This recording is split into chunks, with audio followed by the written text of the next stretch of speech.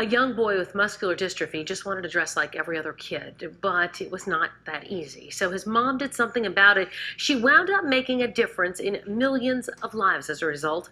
She founded the Runway of Dreams. She's tonight's changemaker.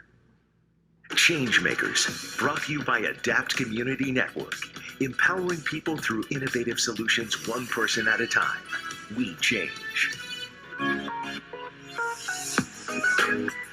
This is a Runway of Dreams, a nonprofit organization that works with the fashion industry to integrate people with disabilities into every aspect of the business, from clothing to the runway. The founder, Mindy Scheier, one of Mindy's 3 children born with a rare form of muscular dystrophy, struggled with buttons and zippers and also had leg braces. He wore sweatpants all the time.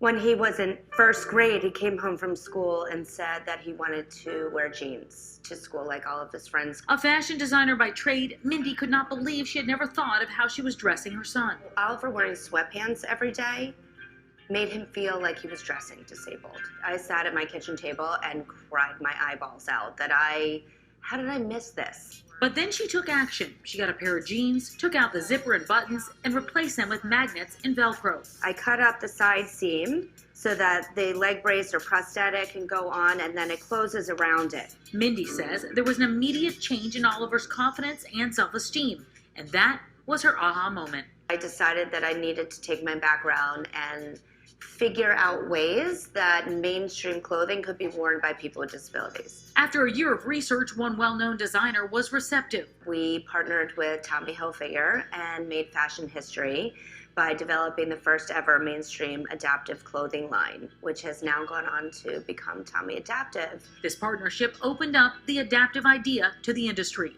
Target now carries an adaptive line, along with Nike and Zappos.